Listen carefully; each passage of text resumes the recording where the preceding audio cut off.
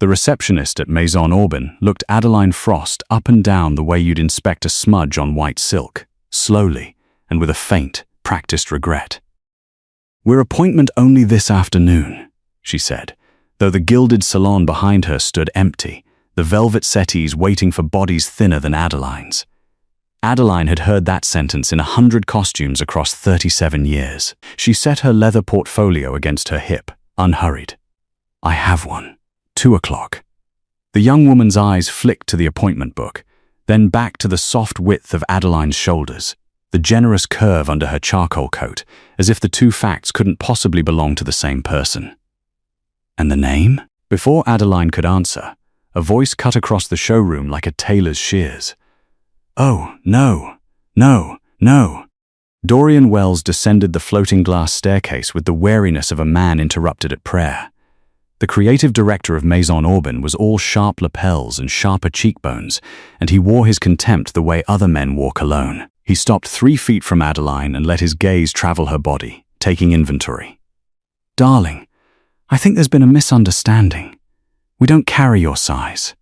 We don't carry anything near your size." A thin smile. "Have you tried a department store? Somewhere with forgiveness in the seams." A junior assistant by the fitting mirrors let out a small, swallowed laugh. Adeline didn't flush. She didn't shrink. She'd learned long ago that the people who needed her to be small were never worth the energy of becoming it. She simply let the silence stretch one beat too long. Long enough that Dorian's smile began to harden at the corners. And then she turned her head, slow and certain, toward the centerpiece of the room. There, behind museum glass on a headless mannequin, lit like a relic, hung the Aubin midnight gown, the house's crown jewel. The 1961 original Genevieve Aubin had sewn by hand at 23, the dress that had built an empire, insured for more than the building it stood in. A small brass plaque named it. A velvet rope kept the worshippers back. Adeline looked at it the way she looked at everything, completely, and something in her went quiet. The good kind of quiet. The kind that arrived a half second before her mind finished a sentence her eyes had already started. The blue was wrong. Not wrong to anyone in that room. To Dorian, to the assistant, to the woman at the desk, the gown was perfect. A deep, weeping midnight that seemed to drink the gallery lights. But Adeline had spent 2 decades with her face 6 inches from dyes that no longer existed, breathing the chemistry of dead decades, and that particular violet undertone shifting through the indigo didn't belong to 1961. It belonged to a synthetic that came later. Years later. The thread had a sheen the period never had. Too eager to please the light. She filed it away without a flicker. A discrepancy was only a fact until you could prove when it began. "I asked you a question." Dorian had stepped closer, irritated now that she'd stopped performing humiliation for him. "Are you lost, or are you deaf as well as?" His eyes dropped again, deliberate. Abundant. Neither. Adeline finally met his eyes, and her calm seemed to unsettle him more than any tears could have. "I'm exactly where I'm supposed to be." "And where, pray, is that?" She reached into her portfolio and laid a single matte card on the reception counter. No flourish, just a soft, final tap of cardstock against marble. The receptionist picked it up. "Read it. Read it again." The blood drained out of her face so fast it looked like a special effect. "Mr. Wells," she said faintly. Dorian snatched the card. His eyes moved across it once, fast, then a second time, slow, the way a man rereads a doctor's chart hoping he misunderstood. The arrogance didn't crack all at once. It went in stages. The jaw first, then the mouth, then something behind the eyes. The card carried no flourish either. A name, a credential, and beneath it the only line that mattered. Independent authentication, retained on behalf of the prospective buyer.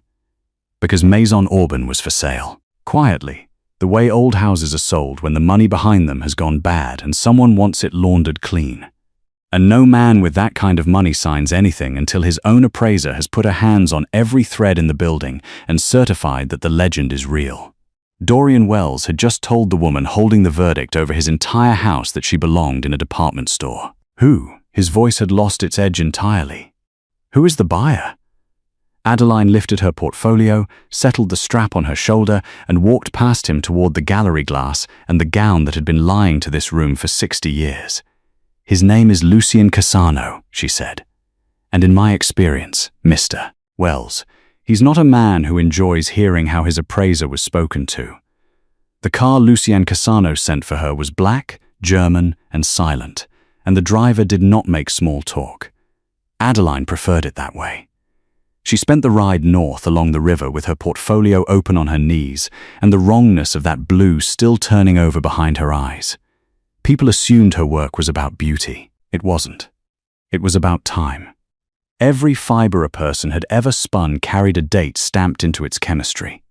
The dyes available that decade, the looms in use that year, the particular way a hand trained in one era held a needle and never quite unlearned it. Adeline read those dates the way other people read faces. She had spent 20 years learning to see the moment a thing was actually made, no matter what the label, the plaque, or the legend insisted. 3 auction houses on 2 continents would not move a major couture lot without her signature on the provenance. When a gown was worth more than a house, someone had to be certain. She was the someone they called. It was a trade that paid for certainty and punished feeling. A flush of anger, a flinch at an insult, a flicker of wanting to be believed. Any of it could bend a judgment a single degree, and a single degree was the difference between truth and a very expensive lie. So she had built her calm the way a smith builds a blade, by heating it and cooling it 1,000 times, until men like Dorian Wells could throw whatever they wanted at it, and it simply would not take the mark. She hadn't swallowed his cruelty this afternoon because she was meek. She had swallowed it because her eyes were busy, and she never let her temper spend what her attention needed. The estate, when it appeared, sat behind a wall of plane trees with its back to the water. Lucien Cassano received her in a study that smelled of cedar and old paper, and he did not rise from behind the desk so much as unfold from it. A tall, unhurried man with the stillness of someone who had long ago stopped needing to raise his voice to end a conversation. "Miss Frost." He gestured to the chair across from him. "I'm told Dorian Wells offered you directions to a department store." "He did." "And you corrected his geography." "I corrected his assumptions." The geography corrected itself. Something moved at the edge of his mouth that was not quite a smile. He studied her for a moment longer than was polite. The way a man studies an instrument he's heard is precise and wants to test before he trusts. "I'm buying Maison Aubin," he said. "I expect you already understand that the dresses are the smallest part of what I'm buying." She did. A fashion house was a beautiful machine for moving money. Couture commissions paid in cash by clients, no one questioned. Valuations set by the house itself. Archives insured at numbers a man could simply assert. A maison on his territory had spent years washing money that wasn't his and pretending it was art. And Lucien Cassano was not a man who tolerated a laundry he didn't own running on his ground. He could have taken it the loud way. He had chosen the quiet way, the legal way, the purchase. And a clean purchase needed a clean foundation. If the legend of Maison Aubin was real, he owned a fortune in heritage. If it was rotten, he was about to pay a fortune for someone else's forgeries and inherit every debt buried in them. "You don't want me to value the house," Adeline said slowly. "You want me to tell you whether it's real. I want to know what I'm standing on before I sign my name to it." He leaned back. "Everyone tells me the archive is flawless. 60 years, perfectly documented, every piece accounted for. When everyone agrees a thing is flawless, Miss Frost, I get curious about who taught them to say so." She thought of the midnight gown drinking the gallery light and the violet that didn't belong to 1961. She said nothing yet. She had learned never to hand a powerful man a suspicion he might act on before it was armored in proof, and a suspicion was still all she had. "Then I'll need the archive," she said. "All of it. Unsupervised. You'll have it." What neither of them said aloud was the name that hung over the whole house like incense. Genevieve Aubin. The founder. 87 years old and still spoken of in the present tense. The girl from nothing who had sewn the midnight gown by hand at 23 and built a temple around it. Critics called her a national treasure. The house called her Madame. You did not audit a legend. You knelt to one. And the thing about an unimpeachable reputation, Adeline knew from long experience was that it made the most comfortable hiding place in the world. Nobody searched a room everyone had already agreed was sacred. Dorian, of course, did not see it that way. He was waiting for her the next morning at the archive doors, and the contempt had been replaced by something worse: calculation. He had spent the night learning who she was, and the knowledge had not made him respectful. It had made him afraid. Madame Aubyn's life's work is in those rooms, he said, blocking the threshold with a smile stretched thin. 6 decades. I really can't have just anyone handling pieces of that fragility. The oils alone, the humidity a body like yours puts off. His eyes did the old familiar journey down and up. We have a process. I'll assign someone to assist you, to watch the older garments, to watch her. Adeline understood the offer precisely. He was not protecting the archive from her hands. He was protecting something in the archive from her eyes, and he had reached for the only lever he thought worked on a woman her size: shame, dressed as concern. She set her portfolio down on the threshold he was blocking and looked up at him with the same quiet she'd worn the day before. "Mr. Wells," she said, "you should hope very much that I work alone, because the only thing worse for you than what I might find in there is a witness standing next to me when I find it." The archive of Maison Aubyn occupied 3 climate-sealed rooms beneath the showroom, and walking into them was, for Adeline, like walking into a held breath. 60 years of couture hung in acid-free shrouds on padded rails, each garment a sealed envelope with a date written inside it in a language almost no one alive could still read. She read it for a living. She set her portfolio on the steel work table, pulled on cotton gloves, and began at the beginning, in 1958, because the only honest way to catch a lie about time was to walk through time in order. For the first 2 days, she found nothing wrong, and that itself began to bother her. A real archive is a messy, human thing. Dyes drift batch to batch. A seamstress favors one knot in spring and another after her wrist heals. Linen from a good year behaves differently than linen from a lean one. 60 years of real making should have left 60 years of small, honest inconsistencies. The fingerprints of actual hands working in actual decades. Instead, the early pieces were too coherent. The way a forged signature is too steady because the forger is concentrating. She kept her unease where she kept everything, folded small and quiet, and moved forward through the years with her loupe and her sample lights and her terrible patience. Then she reached 1961, and the midnight gown, and the violet that had stopped her cold in the showroom. She didn't trust the showroom piece.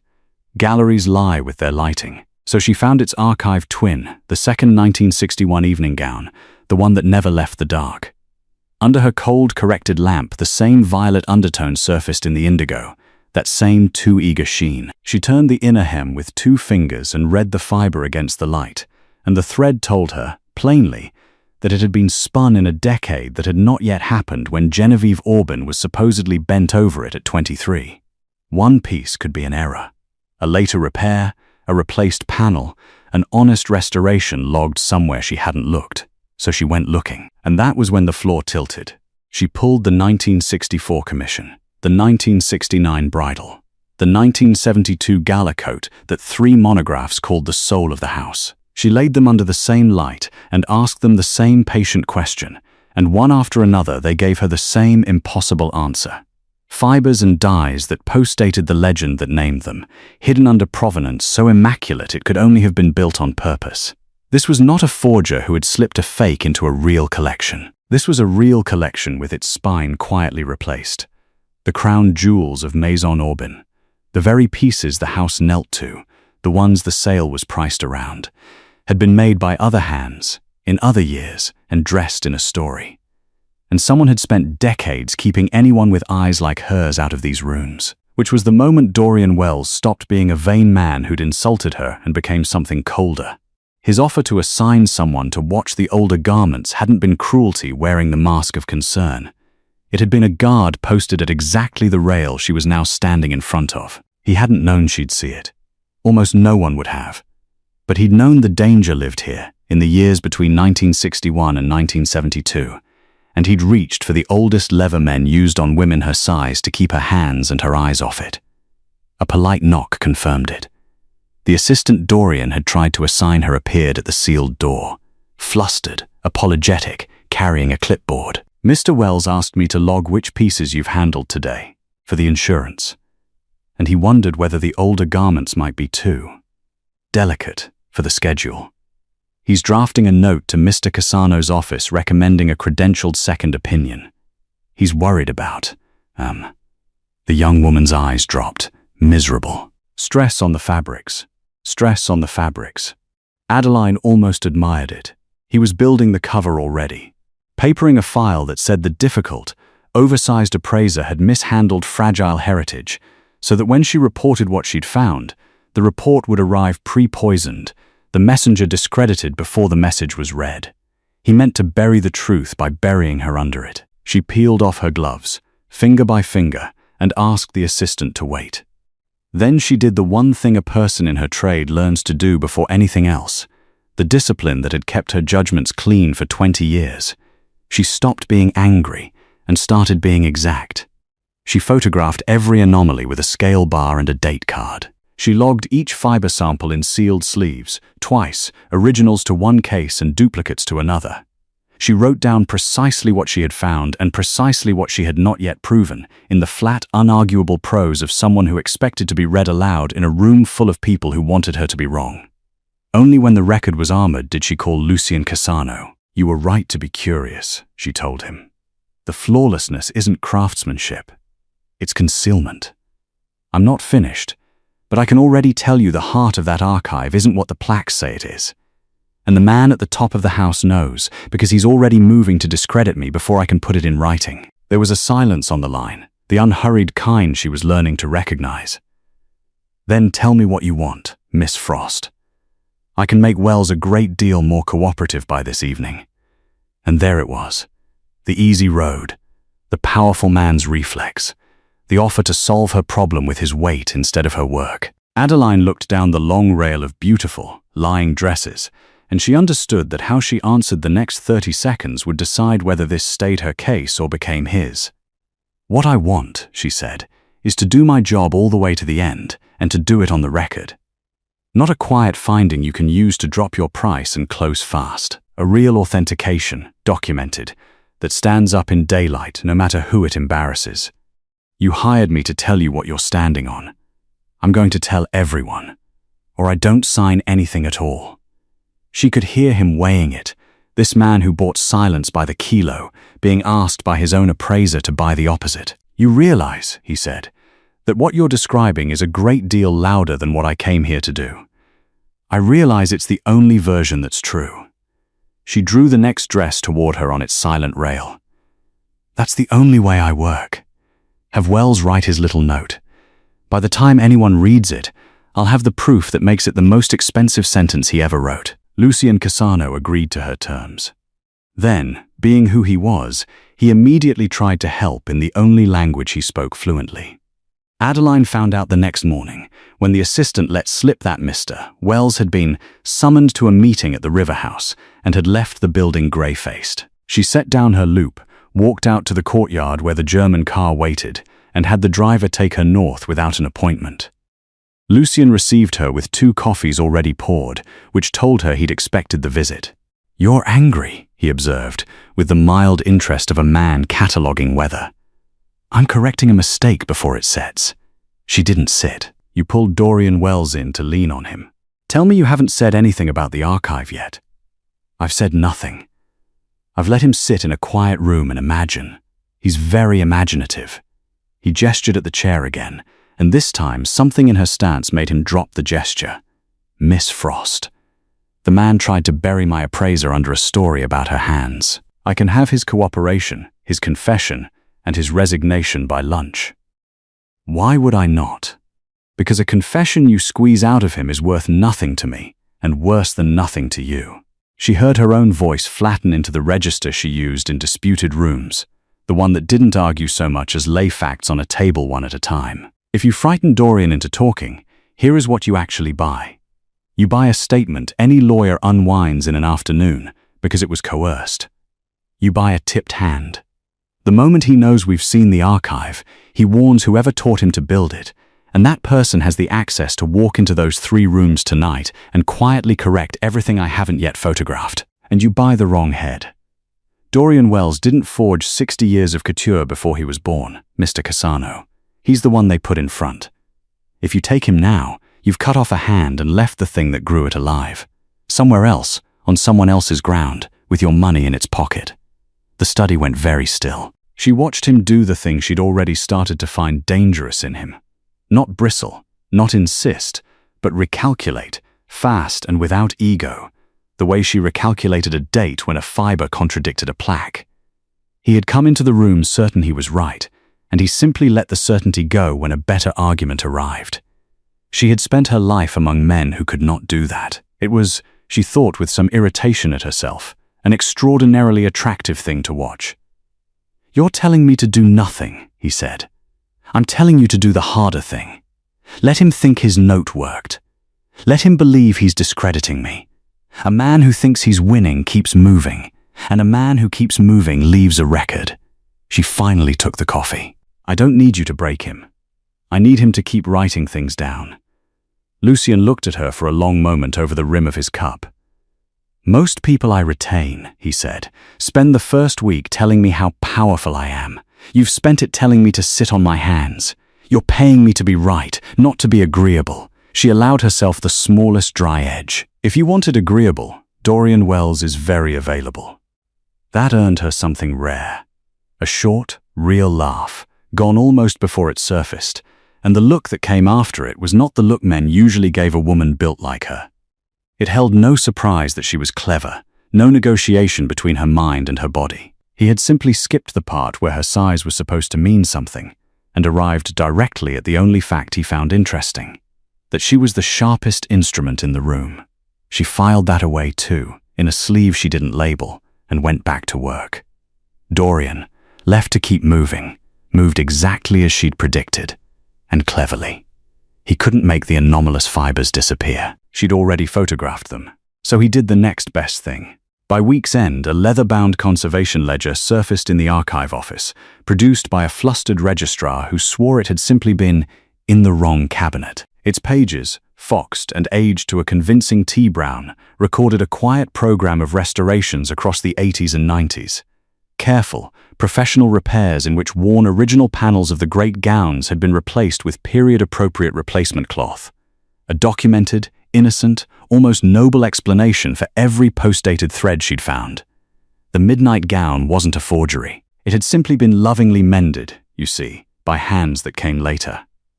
Of course, the dyes were newer. It was all right there, in the ledger, in faded ink, signed and dated decades ago. It was a beautiful piece of work. Adeline turned the brittle pages with her gloved fingers and felt something close to professional respect for whoever had built it, because it was aimed at precisely the right target.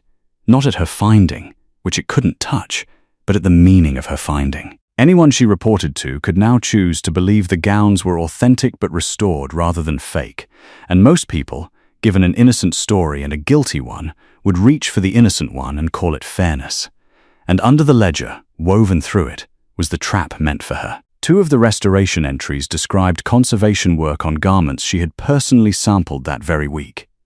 The implication, once anyone went looking, and Dorian would make very sure they went looking, was poison, that the post-dated fibers in those pieces weren't 60-year-old fakes at all, but fresh damage. Damage introduced by the clumsy, oversized outside appraiser who'd been handling national treasures with her bare ambition, and who was now crying forgery to cover her own ruined hands. He had turned her own evidence into the weapon against her. If the fibers were modern, well, so were her fingerprints on them. Adeline closed the ledger gently, set it down, and stood for a while in the cold archive light with the 3 lying rooms breathing around her. Then she reached for her phone, not to call Lucien, but to pull up the photographs she'd taken on her very first day. The sealed, dated, scale-barred record she'd built before a single soul knew what she was looking for. The ledger was good. It was just a few days too late to be true, and she could prove it. The conservation ledger was a forgery, and proving it took Adeline 40 minutes. She did it in the archive office with Lucien's accountant and a notary present, because a thing proven alone is only an opinion. She laid her first-day photographs on the table beside the ledger's pages. The sealed, scale-barred, date-stamped record she'd built before anyone in the building knew what she was hunting. The ledger claimed those exact garments had been restored decades ago. Her photographs, taken the morning she arrived, showed the same hems untouched, the same original stitching unbroken, days before the ledger said the cloth had ever been opened. A document cannot record a repair that hadn't happened yet when the photograph was taken. Then she turned to the ledger itself, because paper, like cloth, keeps a date in its body. The foxing was wrong. Too even. The brown of a thing dipped to look old rather than the uneven bloom of a thing that had actually breathed 60 years of air. Under the loupe, the aged ink sat on top of the fibers instead of sunk into them. She didn't need a lab to be certain, though she'd send it to one anyway. The ledger had been made this week by someone who understood that the truth was already photographed and a lie was the only inventory left. He made it to explain the fibers, the accountant said slowly, and to hang the explanation on you. He made it 3 days too late, Adeline said. That's the only thing wrong with it. Everything else is excellent. They brought Dorian Wells in an hour later. He arrived, swaggering, the speech already loaded. The delicate national treasures, the reckless oversized appraiser, the documented restorations any reasonable person would accept. Lucien let him deliver about a third of it. Then he slid Adeline's photographs across the table and the dated lab intake for the ledger paper beside them, and said nothing at all. He didn't need to. In Adeline's experience, the most frightening thing a man like Lucien Cassano ever did was go quiet and let you read the room you were standing in. Dorian read it.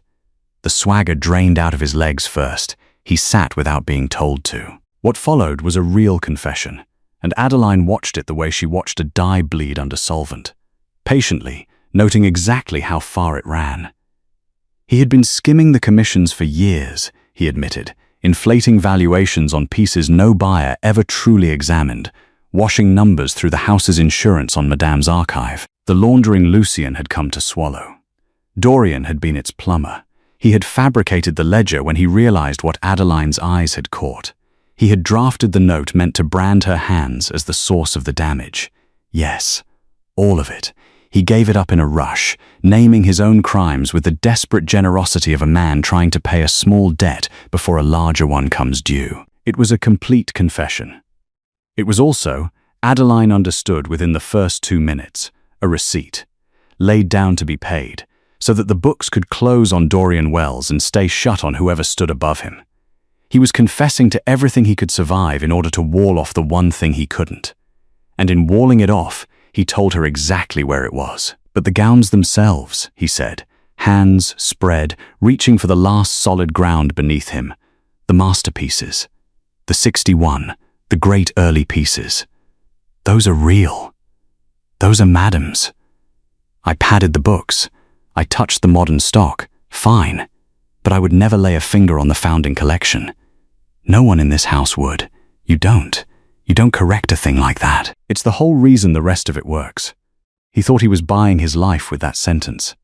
He thought confining himself to recent fraud, swearing the holy relics were untouchable, made him a thief instead of something worse. He didn't know that Adeline had read the 1961 archive twin under a cold lamp on her second day, and that its indigo carried a synthetic violet which had not existed when Genevieve Aubin was supposedly bent over it at 23. The founding masterpieces were fakes.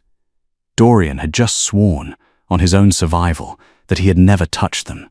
And she believed him, because the chemistry agreed. The anachronism in those gowns wasn't fresh. The synthetic in them was anachronistic and aged, an old lie, a forgery that had been sitting in the dark, growing genuinely old for decades. Whoever made the early fakes had made them close to the dates they pretended to be, faking the history in real time as the legend was being built, not patching it in afterward. Dorian was 46. He had joined the house at 31. He could no more have forged a 50-year-old gown in his cradle than he could have sewn it before he was born. The man confessing to everything in front of her was, on the one charge that actually mattered, telling the truth. He was not the forger of Maison Aubin. He was its inheritor. handed a finished machine and taught to keep it oiled, paid to guard a secret he had never been told the bottom of, which meant the hand that had built the lie was a hand that had been present at the very beginning. Present in 1961 and 1964 and 1972. Present, in fact, at every single date the great fakes pretended to be made. Sewing the false history with the same needle that sewed the legend, because to that person they had never been two different things. Adeline lifted her eyes slowly from the trembling man at the table and looked, instead, up through the archived doorway toward the showroom above, where a midnight gown drank the gallery light behind museum glass, and an 87-year-old woman was spoken of in the present tense. There was only one person who had been in every one of those rooms, in every one of those years. The forger wasn't hiding inside the history of Maison Aubin. The forger was the history of Maison Aubin. Genevieve Aubin agreed to see them, which should have been Adeline's first warning. Guilty people hide. Only the truly untouchable invite you in. She received them in the founder's atelier on the top floor, a white room full of north light and the ghosts of 60 years, and she was magnificent. 87 years old, spine like a drawn thread, silver hair coiled with the precision of a woman who had never in her life been late or uncertain. She did not look at Adeline the way Dorian had. She looked at her the way a queen looks at weather, something to be noted, not addressed. "So," Madame said, folding her hands, "the buyer brought a scientist. How modern of him." Her eyes moved to Lucien with the faintest incline of the head, one sovereign to another. "Monsieur Cassano, you wish to know if my life is real before you purchase it. I would respect nothing less. Ask." Adeline laid it out plainly, because she had learned that the only thing legends couldn't bear was a flat, unimpressed voice. The post-dated synthetics in the founding gowns. The aged forgery, decades old, present at every date the masterpieces claimed. The one inescapable fact underneath it all, that whoever had made the lie had been at the worktable in 1961, sowing false history in real time, and that only one living person had been in every one of those rooms in every one of those years. Genevieve listened without a flicker, and when Adeline finished, the old woman did not deny a single word. She did something far worse, she agreed, and turned it into a blade. "Everything she says is true," Madame announced, addressing the room as though a gallery stood in it. "The early gowns carry later threads. I have always known, because I restored them myself, child, with my own hands, across 60 years. A founder tending her own work, as is her sacred right. There is no ledger, because a master does not file paperwork to mend her own dress." A thin, regal smile. What this woman has discovered is nothing but an old artist caring for her life's work. And what she is building from it, the eyes came to Adeline now, glittering, is a slander, an outsider, a stranger to couture, hired off the street, who has spent a week with her hands all over fragile national treasures and now cries forgery to inflate her own importance and frighten a buyer into a lower price. We have all seen her type. The bitter ones. The large, unlovely ones who decide the beautiful world must have cheated them because the alternative, that it simply never wanted them, is too much to bear. The cruelty was so smooth, so total, that the registrar by the door actually nodded. And then Genevieve produced the trap she'd had ready all along. A slim folder slid across the worktable to Lucien. Inside, a forensic intake form from a respected independent lab, dated 2 days earlier, bearing samples from the 1961 archive twin. The exact gown Adeline had handled, and a finding of recent fiber disturbance and modern contaminant transfer consistent with improper handling.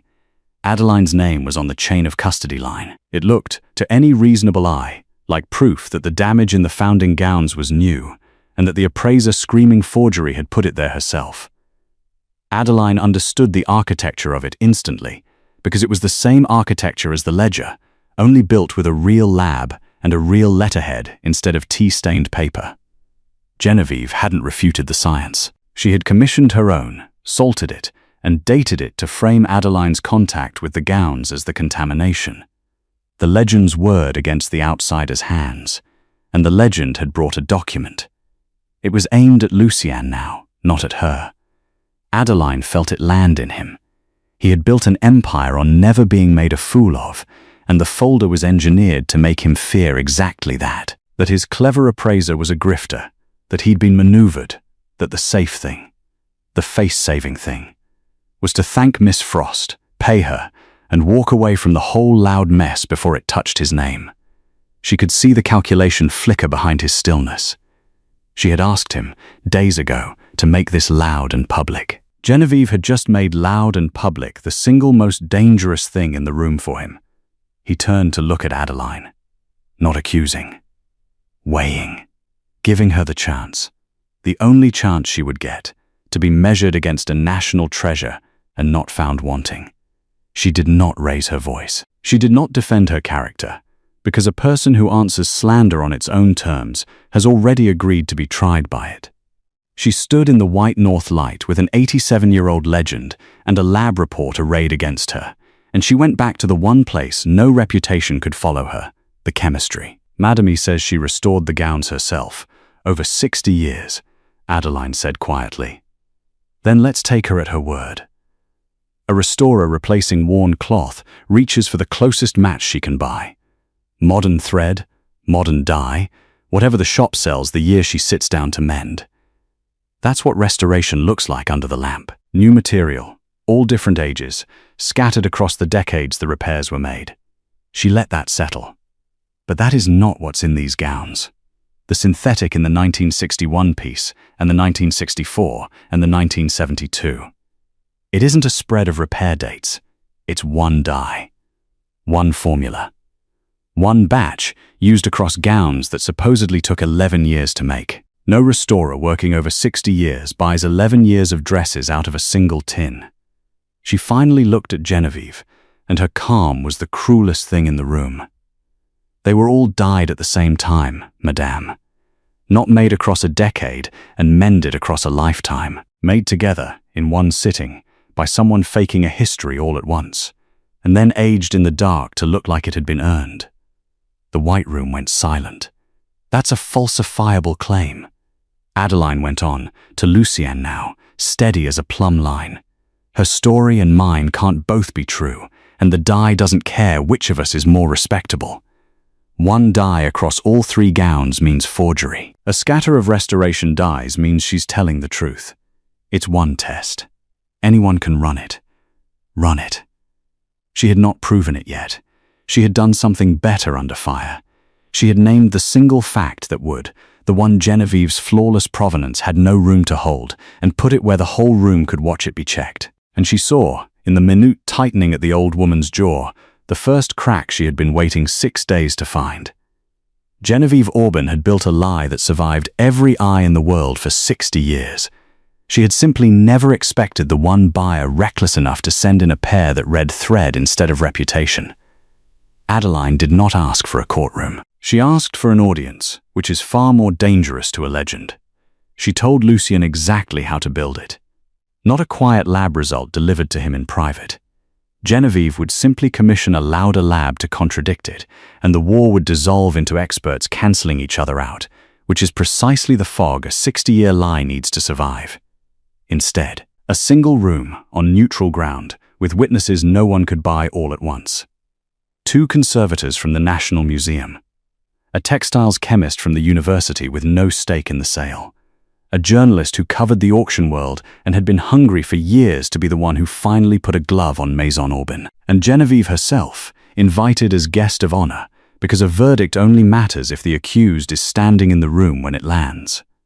Madame came. Of course she came. To stay away was to concede, and she had not survived 60 years by conceding. She arrived in cream silk, regal as a relic, and took her seat as though the gathering had been convened to honor her, which she clearly intended it would be. The 1961 archive twin lay on a draped table under corrected light. Beside it, the 1964 and the 1972. 3 gowns the world had knelt to, lying flat as patience. Adeline began not with the dresses, but with a date. She set down a printed page. A patent record, public, verifiable by anyone with a phone, for the specific synthetic dye whose violet she had read in the indigo on her second day. The compound had been formulated, patented, and brought to market in a year Adeline named aloud. A year that fell after 1961, after 1964, after the 1972 coat the monographs called the soul of the house. This dye could not be bought, mixed, or spun into thread before that date, she said. Because before that date, it did not exist. Not as a secret. Not as an early batch. It had not been invented. She let the page sit where everyone could see it. Any garment containing it was made after that year. That isn't my opinion. It's the patent office's. Then the textiles chemist, at her invitation and not hers to control, ran the test in front of them. A few fibers, lifted under witness from each of the 3 gowns, read on a spectrometer whose output printed for the room to see. This was the part Adeline had insisted no one take on her word. The part anyone, anywhere, could repeat. The machine did not know who Genevieve Aubin was. It did not care that she was a treasure. It reported a chemical signature, and the signature was the patented dye, identical in all 3 gowns, and it lay where no careless hand could ever have put it, spun into the core of the thread, not smeared across its surface. That single detail buried the lab report still sitting in Madame's folder, a contaminant transferred by handling smears unevenly and differs from sample to sample. It does not arrive as one flawless formula woven through the heart of 3 separate dresses. This was not transfer. It was manufacture. The patent fixed when the dye was born. Every gown that held it was made after that year. The single shared formula fixed that the 3 were made together in one sitting. Not across the 11 years their plaques claimed. Between those 2 facts there was no room left for restoration, for a founder's sacred mending, for any story at all. The masterpieces had been forged all at once, after the dye existed, and left to age in the dark to wear a history they had never lived. And the beauty of it, the thing Adeline had built the whole long week toward, was that none of it could be answered by reputation. Genevieve's defense had always been her flawless provenance, 60 years of perfect documentation, an unbroken story so complete it left no seam to pick. But a perfect story is a sealed room, and a sealed room has no door to let in a fact that arrives from outside it. The patent date came from outside. The spectrometer came from outside. Her own immaculate record, the masterpiece of her life, was precisely what damned her. It insisted, in her own filing, that these gowns were made in years the chemistry proved impossible. The more perfect her provenance, the more completely it lied. She had spent 60 years sealing the room. She had only sealed herself inside it. The journalist was writing without looking at her pen. The museum conservators had gone the specific shade of pale that experts go when a thing they have cited in their own work turns to ash. The registrar, who had nodded along to the slander in the atelier, could not meet anyone's eyes. Genevieve Aubin rose to her feet. For one held breath, she was still the legend, spine drawn, chin level. And Adeline understood that even now the old woman expected the room to fold, because the room had always folded. She turned her gaze on Adeline, hunting for the lever that had worked on everyone for 60 years, the soft target, the unlovely outsider she had so smoothly diagnosed days before. "You," Genevieve said, and her voice still had its edge, "are a stranger who walked in off the street." "I'm the appraiser Lucien Cassano sent in to read the thread instead of the name," Adeline said. "You insulted a woman in a showroom for her size and assumed that meant you'd won. You didn't know who I was. You didn't know who was standing behind me." She let it land in the silent room, soft and absolute. "That's the only mistake in 60 flawless years, madame. You read everyone's reputation. You never once checked anyone's hands." Genevieve looked, at last, not at Adeline, but past her, to where Lucien Cassano stood against the wall, having said almost nothing the entire afternoon, watching his appraiser dismantle a national treasure with a patent record and a public machine. And in the old woman's face, Adeline watched the thing finally arrive that no slander could survive. The understanding that the large, unlovely stranger she had dismissed at a glance held, in a single page and a printout, the entire weight of the house, the sale, and the legend, and had chosen to set it down in daylight where no amount of reputation could ever lift it off again. The treasure of Maison Aubin sat back down. She did not speak again. There was nothing left in 60 years of flawless paper that could outvote one patent date and a machine anyone could run twice. The story broke within the week, and it broke the way Adeline had built it to, not as one man's accusation, but as a patent date and a printout anyone could check. There was nothing for the house's lawyers to unwind, because there was no coerced confession at the center of it, no bought expert, no single voice to discredit. There was only a die that had not been invented yet, in gowns that swore they predated it. You cannot sue chemistry. Lucien Cassano did not buy Maison Aubin. He told her so himself, in the founder's atelier where the north light now fell on empty mannequins. "There's nothing under it," he said. "You were right.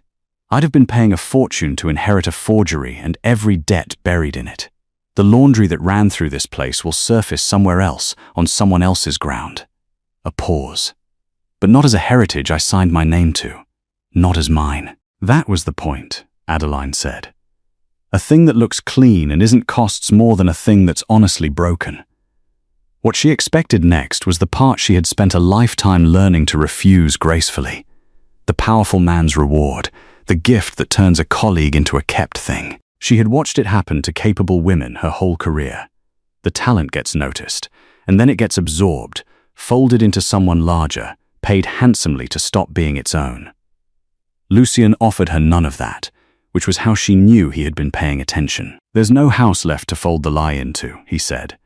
But the auction world just learned, all at once, that the people they trusted to read provenance can be bought, and that the ones who actually read the object are rare to the point of non-existent. There's going to be a great deal of frightened money looking for someone it can't corrupt. He looked at her evenly, one professional to another. "I'm not offering you a position, Miss Frost. You'd be insufferable inside an organization, and we both know it. I'm offering to be the first client of whatever you build, and to send it the kind of work that's too important to hand to anyone who reads the name before the thread." It landed differently than a gift, because it wasn't one. It was a door held open to a room she would own. "On the record," she said, "independent. My findings published whether they raise a price or sink one. You don't get to bury a result because it's inconvenient. Not even you. Those are your terms. Those are my terms." He inclined his head, the same small sovereign's nod Genevieve had given him once, except that from him it meant something nearer to respect. "Then I accept them." There was no triumph in her over Genevieve Aubin, and she was careful not to manufacture one. The old woman had built a magnificent thing on a lie and spent 60 years terrified of a single honest pair of eyes. That was its own long sentence, and it didn't need Adeline to gloat it shut. She found she felt no hunger to be vindicated, no urge to walk back into that showroom and collect an apology from a man who'd told her to try a department store. The recognition she'd wanted at 20, the seat at the beautiful table. It arrived now, unasked, in the careful way the museum conservators began returning her calls. And she discovered the strange, level peace of getting a thing exactly when you have stopped needing it to mean anything about your worth. It was only later, when the formal part was done and the atelier had emptied, that Lucien spoke again, not as a client. "You knew that first afternoon," he said, "in the showroom, before any of us. You looked at that gown for 2 seconds and you already knew," I suspected. "A suspicion isn't a fact until you can prove when it began." She allowed herself, finally, the smallest smile. "Most people spend their lives being looked through. You learn to do your looking quietly." "I don't intend to look through you." He said it plainly, the way he said true things. "I've spent my life around people who perform what they think I want. You spent a week telling me to sit on my hands and be patient and let a forger keep writing. No one has corrected me that often, or been right that often, in a very long time." She heard it for what it was. Not a man dazzled that a woman built like her could be clever, not gratitude for being saved, none of the old contaminating notes. Just one exacting person recognizing another and choosing not to look away from her. She had spent 37 years being measured against a shape she was supposed to apologize for. He had simply skipped the measuring and gone straight to the only thing he found rare, that she was, reliably, the truest instrument in any room she stood in. "Patience," she said, gathering her portfolio, settling the strap on her shoulder the way she had the day she walked into a showroom and was offered the door. "It's the whole job. You wait. You don't let anyone rush you into the easy answer. And you never, ever read the name before the thread. She walked out into the daylight she had insisted on from the start, and for the first time in a long time, she was in no hurry to become anything smaller than she was. If you watched Adeline read the truth in a single thread while a whole room knelt to a lie, here's something to sit with. What's the one detail you'd have caught? The thing that doesn't belong, that everyone else walked right past? Tell me in the comments. I read every one. And if you've ever been measured by your size before anyone bothered to measure your mind, if you've ever been handed the door when you'd earned the room, know that the people who underestimate you are simply telling you, out loud, exactly where their blind spot is. Adeline never raised her voice. She just refused to be smaller than the truth. If this story moved you, subscribe. Every week, another woman the world wrote off walks into a room that thought it had her figured out and rewrites the ending herself.